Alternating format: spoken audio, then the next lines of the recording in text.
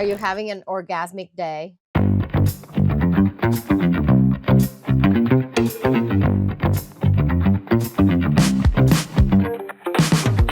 We'll talk about being comfortable with being uncomfortable. Today's talk is about, I'm just going to say it's about sex.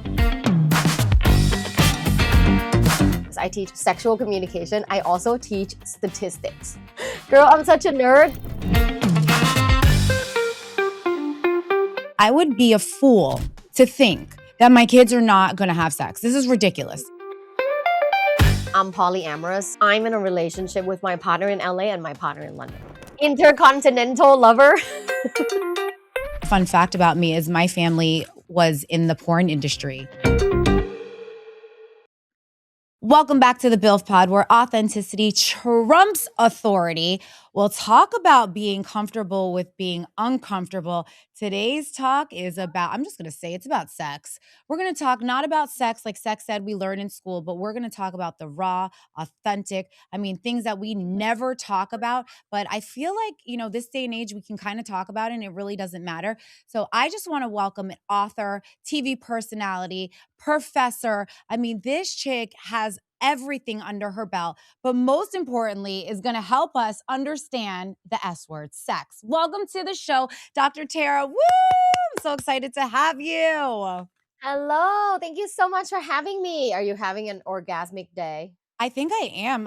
Just seeing you and talking about this, I don't know, I'm getting a little hot, which is like not even like me. So I don't know. I don't know what already I'm getting a little, maybe I'm just uncomfortable.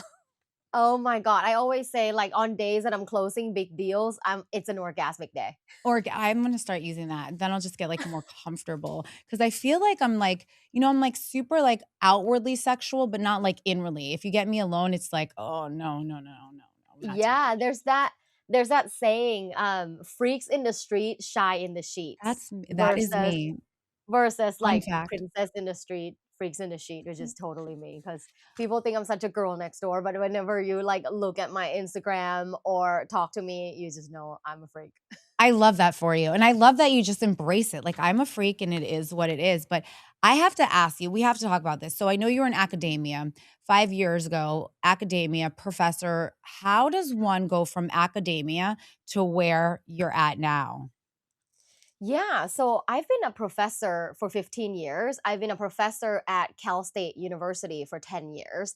And in in academia, you work up to getting tenure. Like that's sort of the highest position. If you think of like corporate world, like in the academia world, a tenure professor is the highest position you can go. And usually it takes people, 6 to 10 years. It took me 5 years to get tenure. So when I got tenure, I was like, oh my God, like what would be like a fun thing to do after this, like sort of my next goal. The My students probably students, loved you. The boys probably loved you.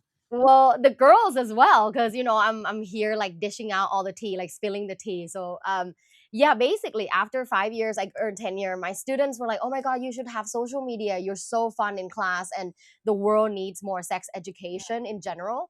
So I started social media, and really that's where like everything came from. Because when I started social media about 6 months in, I had like 100,000 followers on TikTok. About 1 year in, I had a million. About 2 years in, I had 1.5. So it sort of grew really, really fast. And with that influence on social media, and becoming an authority in, through authenticity, in sexual wellness, the TV producers kind of just reached out to me and were like, "Are you interested in doing reality TV? Have you ever thought about it?" I said, "I have never thought about it. I'm just a professor." And they were, "You are so interesting. You're really fun. You have a big personality. You Yeah. should try it out." So the first show that I started with is a big British reality television show called Celebs Go Dating. And this was 4 years ago. And that's where you are right They now, right? You're Yeah, there I'm right in now. London right now filming of my fourth season.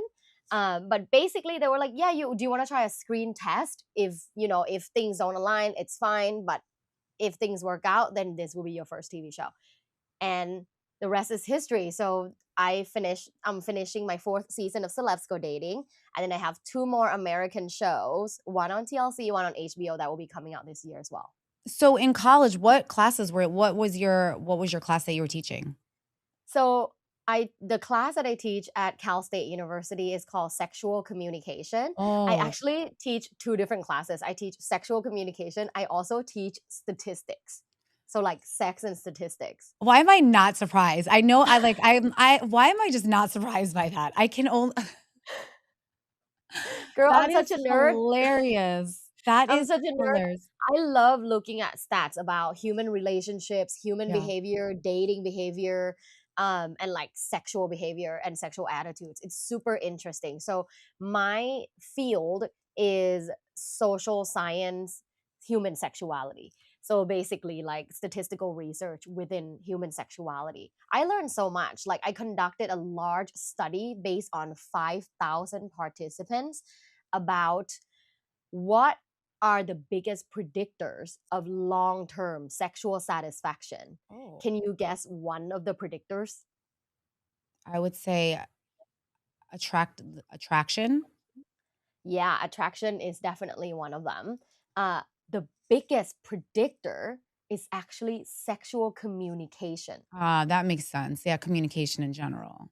Yeah, Yeah, because a lot of communicating. couples have never Yeah. talked about their sex life, and that becomes a problem later on in their relationship. Now, growing up, so the way that I was brought up, I mean, we're a pretty open family, but I don't remember, at least no, I know my mom. We weren't like we're open now, we talk about everything, it doesn't matter. But growing up, like sex was it wasn't off topic, but it wasn't on topic either. Did you grow up kind of similar or were your parents I open with you grew up about it? I grew up in a very sexually repressed environment. Yeah. None of my parents or family members or friends ever talked about sex. I went to an all girls Catholic school.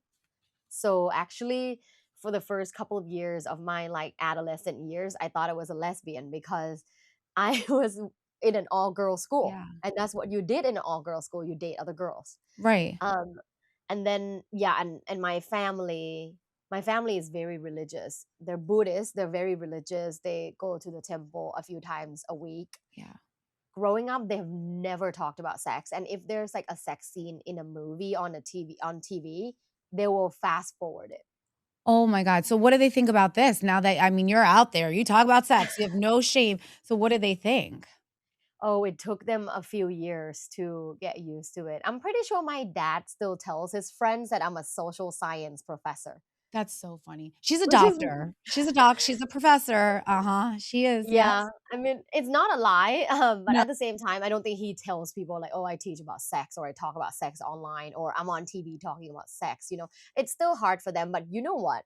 My mom is 69 years old, and just a couple years ago, I got her very first vibrator. she probably loves it and didn't wanna say anything. Like, she probably that was probably the best gift she ever received in her life. She probably doesn't She wanna tell loves you it. that. She does, she She's probably in does. a much better mood these days. So There you changed the trajectory of your mom's whole life. yeah, exactly.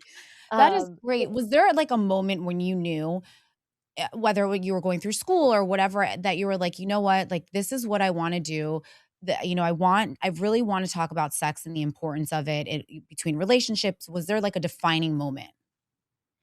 I think the defining moment for me was not having sexual compatibility in my first marriage and getting Oh, a divorce. yeah. I was very ashamed of getting a divorce during that time Yeah. because I was already teaching about it at a university, but I was talking the talk and not walking the walk. Yeah. And now I learn I don't have respect for people that just talk the talk and don't walk the walk. Like you Yeah. got to do what you say.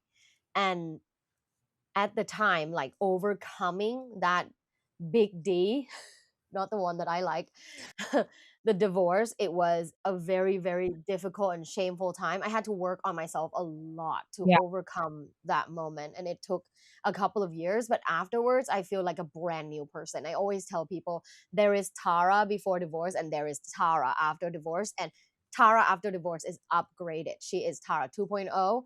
She speaks her mind. Yeah. She gives feedback. She is unapologetic. And I'm just being myself and I'm having fun doing it. Like, who cares? I love that. I'm divorced also, and I mean, I have a great relationship with my ex-husband. In our didn't have anything to do with sex, but I agree with you. After the divorce, you kind of start living when you're not living your truth, then things Mm, become, when you start to really embrace who you are unapologetically, whatever that looks like. I feel like your life is just so much better. You really yeah, don't give a fuck what people think after a while.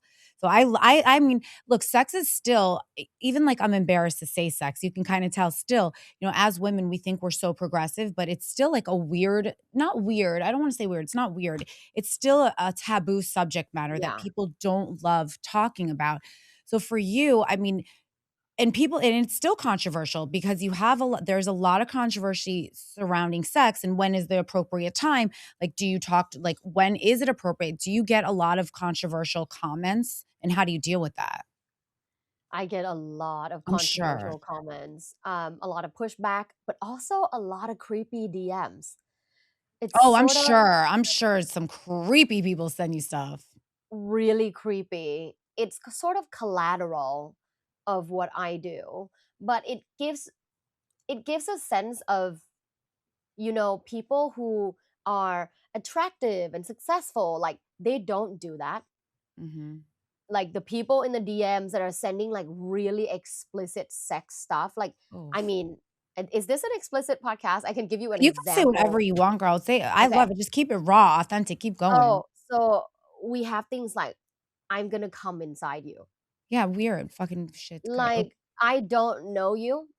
And sometimes my team, because I have a whole team on my social media, they will like scroll through it and they'll be like, who the fuck is this? They will like click on it just to like look at the person. And it's like someone's dad. Yeah, weird. And it's just the grossest thing. Like, why do you think you have the privilege and right to send me that? Like, you think I will respond? Like, It is come on. so weird, but do you think it's because and not first of all, that's unexcusable, but do you think people first well, the internet makes it easy, right? Because you can be whoever you Mhm. want, but do you think a lot of it has to do with society kinda shunning people on, like, their sexual desires, their sexual needs? Yeah. 1000%. It's the Madonna whore complex, right? Like you're either a Madonna and Yeah. you're like this Virgin Mary, you're a girl next door, you're wifey material and you're shy and innocent, right? Or you're a whore if Yeah. you're, dress explicitly, if you talk explicitly, or people just think they can do like they can say whatever they want. They have the leeway.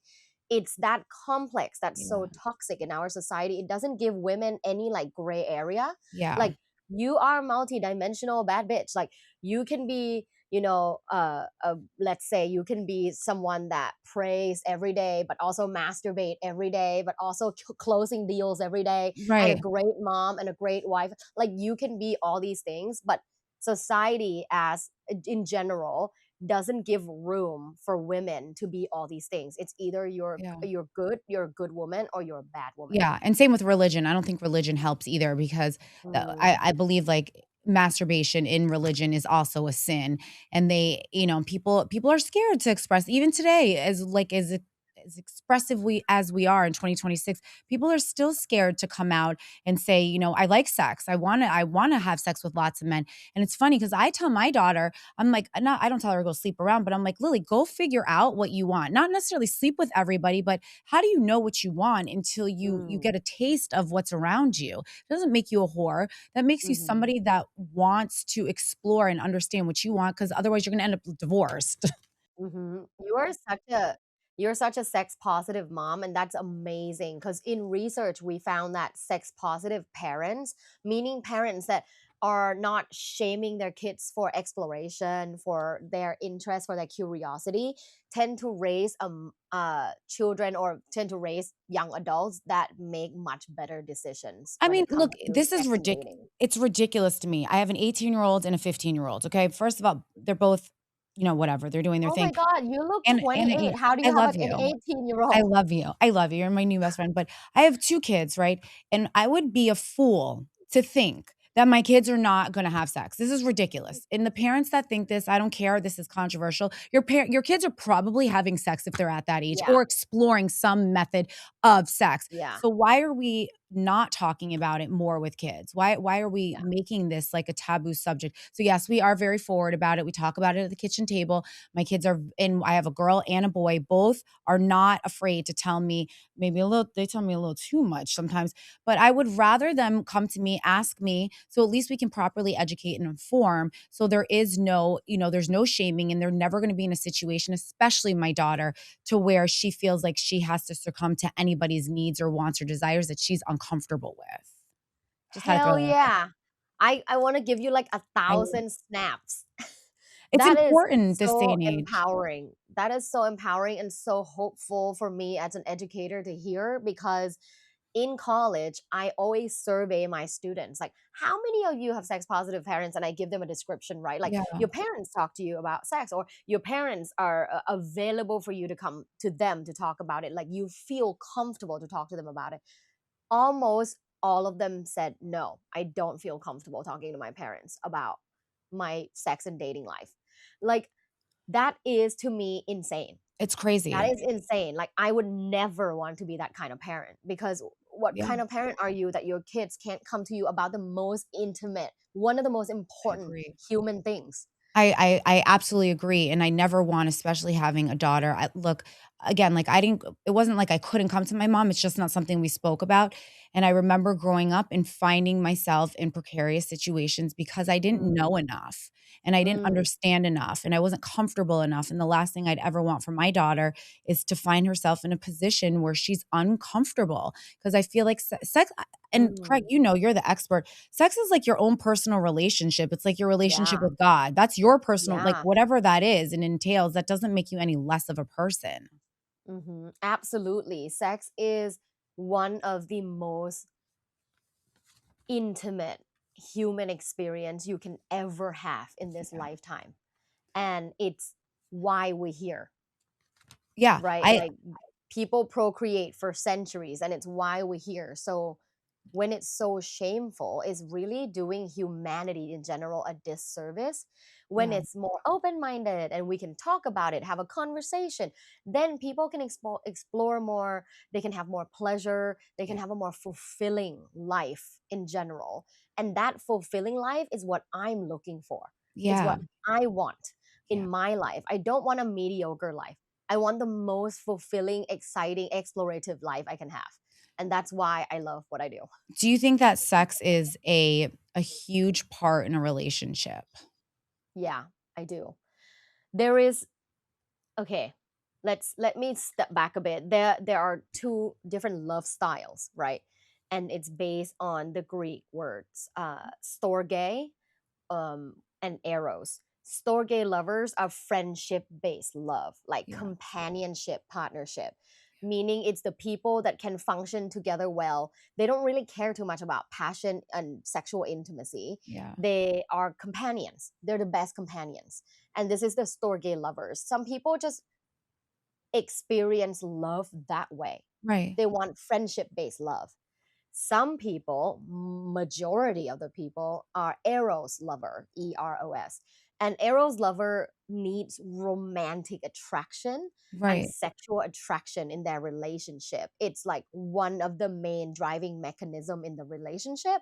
So if you are an Eros lover, but you go on a date and develop a relationship with a Storge lover, you won't be happy, because the Storge lover is completely fine with a friendship based romantic relationship for the long run. So But do an you help Eros couples? lover, Do you help them like navigate through that to where there's like some like happy medium? there is a happy medium. Ultimately, I talk about it in my book, which is called How Do You Like It? In my book, there's a whole chapter about erotic solutions. Um, I'm not in the camp of like, oh, if you are sexually different, you are Right. doomed, because you're not. Like, there are so many differences in our lives, right? Like, Yeah. if my partner loves sports and I hate sports, it's not like we can't be together. Right. So there are solutions. Like, for example, one of the sexual dimensions that you are, so if you look in the book, the first chapter is like, what is your sexual profile, and it's the sex personality test that I created. Once you take the test, it will tell you like who you are in bed and like the dimensions of it. One of the dimensions talk about being leaning towards monogamous or leaning towards flexible. A flexible person just is open minded towards like including others in their sexual activity. It doesn't have to be an open relationship. It's just like flexible. If one person in the relationship is flexible but the other is completely entirely monogamous, meaning they will not allow a single person other person in bed, like no threesomes, no exploration that way, what you can do that I talk about as an erotic solution, like one of them, Yeah. is watching POV porn together, Yeah. because that's introducing another person in your sexual session in the bedroom without an actual person joining. So that's like an example of Interesting. an erotic solution. I have so many different solutions for different problems in the book, but that's just one of them. Do you find that couples that explore sexuality, because I don't know, I've heard this though, like people that are open with they have open relationships, do you feel like do you think that their marriage is doomed, or could they really like an open marriage, or could they really make it work to where it's an open marriage? If you let There other are things and influences in. there are people that are in very happy, fulfilling open marriages, and Yeah. there are people that are in really toxic open marriages, just like monogamy. Yeah. There's no, which one is better. I think both are great, monogamy or Right. non-monogamy, as long as it's upfront, honest, and genuine and communicative and pleasurable. Because there are monogamous couples that I work with in my private practice that have been like, one person has been cheating on the other for like years, Yeah. right? So monogamy has its own issue, a list of issues. And then non-monogamy also has its own list of Yeah. issues. So I don't think there's better or worst. I have seen both. I've seen really healthy and happy monogamy and non-monogamy, and I love that because it goes to show, whatever your relationship orientation is, you can be happy. And Yeah. there's a difference. I think a lot of people didn't know. There's a difference between sexual orientation and relationship orientation. Yeah. Yeah, and I think So society makes it hard too, because the way you're brought up, at least the way that I was brought up, is there's, a man and a woman, and that's really kinda it, and yeah. any exterior things that are going on, that's not really a thing. So I Yeah, love that you say, so there's really no one size fits all that is right for a no. marriage. Every marriage is different and built on different things. Yeah, I mean, a couple that I worked with in the last 3 years, they do like what is called like Valentine's trip every year, Yeah. where it's kind of like their hall pass. And it's just February. Like the rest of the year, they are monogamous. So February, they can go and just be with whoever they want. So February is where they go abroad. Like usually they go to Amsterdam or they go to Paris and Together they have their or like separate? both. Oh, maybe I need Yeah. to explore that. I don't know, maybe. Yeah, Good they're thing. both like entrepreneurs. They have their own businesses that work on the computer. So they can like go do that every Valentine's month they go and do that, but the rest of the year they come back and they just function like a normal like monogamous couple. I So think there's yeah. so many different configurations. I think too what you're really highlighting that we don't talk about enough is that there's no such thing as normal. Like, that's not a Mm-mm. real thing. Normal, it goes by the standard of whoever's living whatever their life looks like. And for so long, we've created this, like, facade of what it should look like, but when in fact it doesn't work for everybody. Do you think that's why there's a lot of divorce too? Because we're trying to put Mm. a round peg into a square hole, making it work because we're so worried about what everybody else thinks. So we find ourselves I mean, I know for myself, I'm always worried, or I was, not so much anymore. I'm always worried about what our families are going to think, our friends are going to think, if this gets out, if that comes out. But just, listening to you, you make it just seem like very normal. Like it is what it is. There's different things for different strokes for different folks, and that's okay.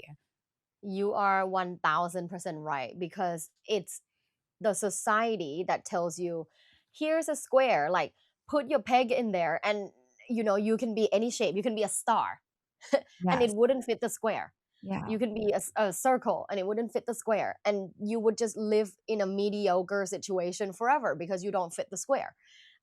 That's why I'm so passionate about educating people that there are variations and different dynamics out there for whatever that you want to explore for your relationship, Yeah. whatever you want to explore for yourself.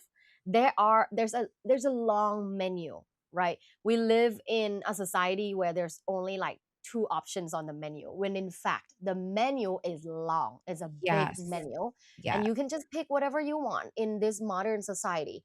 Although I do have to give a caveat, there are places in the world that you literally can't do that, or else you get Yeah. chastised by Which is various sad Christians, too. That's a whole which is other really that's sad. That's why I'm so grateful, I live in a big city, because we can pretty much do whatever we want. yeah. Do you think monogamy is a real do you think that that's a sustainable thing for a marriage, a long-term marriage for both partners? Only people that were made for monogamy. Do you think that we as humans were designed to be monogamous? Only some of us have that type of orientation. Yeah, I Yeah, agree. I think we're primal. I think most people are primal people. We are not yeah, most, we all are primal people. So it's yeah. how you exert but I don't know. Again, I'm not the expert. I'm just assuming. No, we definitely have given a societal structure to only be in monogamy. If non-monogamy was as accepted as monogamy, you will see more than 50% of the people engaging in non-monogamy. So what is the biggest let's get dirty a little bit. What's the biggest secret that you find amongst couples that they, that kind of changes everything for them to lead a more like sexual together type of life that you've uncovered Mm, from couples? Like something that they're holding back, they don't want to talk about. mm. I would say like deep sexual desires, or like their Yeah. sexual fantasies. People have very intense sexual fantasies, and a lot of people are in their own way like perverts. Yeah. Agreed. but Yes, I but agree with like you. acceptable, lovable perverts. Yeah, Like, yeah, if yeah. you're in a relationship where there's absolute trust and emotional safety, and you can share that to your partner, it's so damn liberating. I love Like, that. I have told all my partners about my sexual fantasies or the things I want to try, and some of them are like really out there. And to be accepted and loved the same way, even though I have said some perverted things to them, is the most liberating feeling, right? Like, think that is everybody that's has love, I think everybody has perverted feelings. We just don't wanna talk about it because we're worried right? about what other people have to say. So what happens when you tell your partners, like, some outlandish, crazy shit, and are they running for the hills, or are they like, "Alright, let's try it?" Yeah, I mean, there I mean, depends on who I'm talking to, because like I'm polyamorous, so I have a husband that lives in LA, and I also like date here in London. Wait, And hold on, pause, you didn't say that. Hold on, let's talk about yeah, that. So you're yeah, polyamorous, you have a whole husband, and then you date yeah. over So here? I Tell would me say more. I need just to so speak it up. doesn't sound like a caste system. I Yeah, have a no. partner. So I have a partner in LA, and I also have a partner here in London, and we're open. So we're all open. So my husband can date other people and Yeah. can like have a girlfriend in LA, and my partner here can also date other people. I love that. So you can, but you 3 are in a relationship together. So I'm in a relationship with my partner in LA and my partner in London. But you can have outside people too. Yeah, but like we are in a relationship, like a relationship, but you can like go on a date. Oh, Like you can I have kinda like this. casual, Maybe I'm gonna yeah, you introduce can this to have my husband. casual connections that are fun and interesting and exciting, and still respectful. Like, obviously I don't do Yeah. like one night stand or anything like that. Yeah, I yeah. develop relationships with people. But yeah, like I would say my partner in LA and my partner here are my main partners, and these are the people that I like take care of emotionally, and Right. Do they mm, communicate? Are they friends? they are not friends, but they know about each other, and hopefully this year at some point they can meet, because one of them lives here in London and the other one lives in LA. That is so pimp. I just love that for you. I, I just love that for you. I do. I'm I an love that. intercontinental lover. So switching gears, so right now you're hosting a reality TV show, right? So let's talk a little bit about that and how you even like how did you even get on this show? Yeah, so the casting directors reached out to me asking if I wanted to audition and do a screen test. And I went through like a long process of Yeah. a few months of different auditions and a screen test and another screen test. And I got the gig. The one day they called me and was like, hey, you got the gig. Come to London next month. We're going to start filming. So this was 4 years ago, because this is my fourth season. and it's so much fun. So on this show, it's called Celebs Go Dating, Yeah. which I really hope we have an American version because it's so much fun. It's an amazing show. So I basically, the premise is I and two of my co-hosts, we own what is called the celebrity dating agency. Right. And we have celebrities in the agency every season, and then we match them with non-celebrities and then send them out on a date, and then they come back and report, and we give them like coaching and therapy, and then send them out again on a different date. So the celebrities on the show can go on like 8, 10 different Right. dates with different people But this and is use your what they business. learn. Wait, you didn't say that. This is your business also. Yeah, it is. That's amazing. So you're not only on reality TV, but it's also part of your business. So you have this agent, like a matchmaking agency. Would that be it? Kind of, yeah, but I wouldn't the agency that's on the show, it's Yeah. just for the show. But Gotcha. personally, Okay. my private practice, I also do that. Yeah. I That look I at love you. love, girl. I'm a lover girl. That's why I I have multiple partners. I love that. You're like you oh my god. It's like a true Cupid over here. You have like love. You just love, huh? I love love, love, love. Love is all around. I love love and I love orgasms. I love that even more for you, but I love that you just are so open about it because it's and listen, I don't get uncomfortable much at all, but this topic makes me a little uncomfortable talking about orgasms. It This makes me a is little so bit. cute because you're like you are a boss bitch, I like know, but even like saying even saying penis makes me laugh. Like I'm like 5. I'm 5. yeah, yeah. Do you enjoy multiple orgasms? I wish I could have multiple orgasms on a daily basis, but it doesn't, life gets in the way. My husband Oh, would I kill me. know. We are, But that's yeah, why we it's have vibrators. girl, I can't. I already told you a funny story. I dated this guy and then he was so mad. He sent me a box of vibrators to my office. I was mortified. I was mortified. You can gift it I to can't. everybody. Oh my God. All right. I'm going to have some fun with you right now. Okay. Real. All Let's right. do it. So this is going to be rapid fire. All right. So you're going to say true or false. Oh, Professor answers, not TV answers. Ready? Most people in long term relationships are sexually unsatisfied and just not saying it. True. Yeah. Women have a higher capacity for sexual pleasure than men. We've just been told the opposite our whole entire lives. Absolutely true. Couples therapy is too little, too late. By the time most couples go, the relationship is already gone. False. Sexual compatibility is more important than emotional compatibility in a long term relationship. Both are necessary. The way someone behaves in bed tells you everything about how they'll behave in a relationship. True.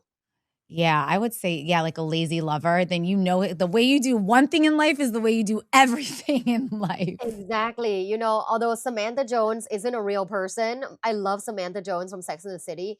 One of her quotes that I really love is who you are in bed is who you are in life. Yeah. I mean, that it makes sense. It's yeah, same thing, same premise. The way you can because I've had some lazy lovers and there were some lazy pieces of shit men. Yeah, and they Like, don't put in no. the effort for anything. No, they don't care. They just lay back and, Mhm. everything gets handed to them type of thing. Yeah, I Yeah. that's so funny. Yes, that is super, super funny. All right. So what's next for you? Like you have so many things going on. I know some things we can't talk about, but like what is really your long term? My long term is to become the Oprah of sex. Really like walk or like touring, maybe going into I mean, I think it's important sex ed, like but real sex ed, not Mhm. the shit they teach us in Yeah. schools. Exactly. Yeah. I think I have the credentials, I have the TV experience, I keep building my resume. One day I want to have my own show like Oprah, but we talk about people's sex lives and relationships and the good stuff, the fun stuff, the naughty stuff, but the hard stuff also. I would love to do that kind of show. And I think soon TV will be ready for that. I'm actually building my other show right now called Explore. And it's called Explore with Dr. Tara, and it's where I go and explore different subcultures of sexual activities. So, Ooh. like, one of the episodes is me going to see a professional dominatrix and get trained to become a certified dominatrix. I mean, So I it's love so that. much fun.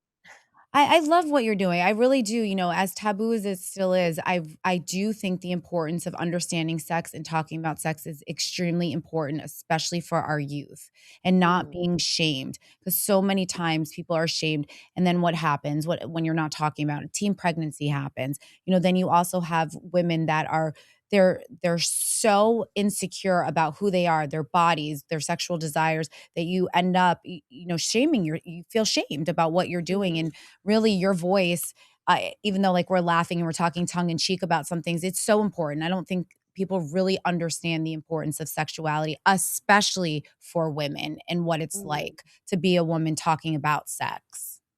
Yeah, I mean, that's why I mean, I absolutely love you because you're not in the sexuality or sexual wellness industry, but you're speaking out about it like on your business podcast. This is what I'm talking about is It's more important. more people that are, figure of authority in various industries speaking about how important intimacy is in Yeah, general and it's super sexual important. exploration. Yeah, it's really one thing, you know, this is funny, I've never talked about this before, but one fun fact about me is my family was in the porn industry. They were one of the No most way. yeah, my uncle was a famous Cecil Howard was a famous porn director in the 1970s and 80s. Yeah, that is a true you can look it up. I didn't do a voiceover for one of his porn videos, but for one of his Stop. horror movies, I did it for a little girl when I was little, but yeah, I remember growing up and there was like video like that you know he run like all kinds of Grammys and whatever it is his awards and they were around the house and my aunt was mortified but they were so wealthy and they never spoke about this until and then obviously when I Mm. got older I realized like you know the last X-rated film I realized what that was but yeah they were so, even coming from a family like yeah can you believe this yes so it's not something that I didn't grow up with. It just was something that wasn't really explicitly spoken about, although it was a huge staple in our family. It's not funny. Like my uncle gave Ron Jeremy his stardom. Stop. That is Yeah. so cool. That's really funny. It's You it's just not a lot of funny. people can have this kind of fun fact at the dinner table. Right? It's so funny, but let's advertise. Let's talk about your book because I think a lot of women need help. Even myself included. Talk about your book and what your book has. Yes. So my book is called How Do You Like It? A Guide for Getting What You Want in Bed. And it's really a guide for getting what you want in general. It Right. is a foundational book of understanding your own sexuality, your own sexual preferences, how to talk about it, and how to solve problems regarding your dating, relationship, and sex. So, all about that. The very first chapter is one of my favorites because it's what is your sexual profile? One of the main problems that I notice is when I ask my clients, like, describe to me who you are in sex, they don't know what to Yeah. say. They don't know how to describe themselves. I didn't realize there is a gap in the education of understand of self knowledge. So I created this test so that when people start the book, they first take the test, they already know more about themselves. Like And they where can already got people it right. find it? Oh, sorry. Where can people find your book? You can find it anywhere that sells books. So Barnes and Nobles, Amazon, my website. My website is www.lovebites.co. That's LUVBITES.co. And if people want to find you, where would they find you? My Instagram and TikTok is at lovebites.co. That's LUVBITES.co. Ladies Thank and gentlemen, you. I don't know about you, but today's show was really it was great. I mean, I love how Dr. Tara, she didn't make it feel dirty or inappropriate. It's really just unapologetically who she is and there is no reason that we can't talk more openly about sex. It's not a dirty word. It's not something that we should even take for granted, but really just embrace it. So I hope that you guys took an important nugget. I sure did to be a little bit more confident in talking about sex without like blushing like I am right now. But no, it was incredible. Ladies, really, you know, explore your sexuality. I think happy wife, happy life, right? What were you saying? Have an orgasmic day. But Have an orgasmic day. if you like today's conversation, please go ahead, like, subscribe, unsubscribe, do something, leave a comment, drop a note for us. Let us know your feelings, your thoughts. And if you love today's conversation, tune in for more amazing conversations on the BILFPod. Dr. Tara, I loved you. I loved your energy. I love the conversation. Thanks, girl, for coming on. Thank you so much.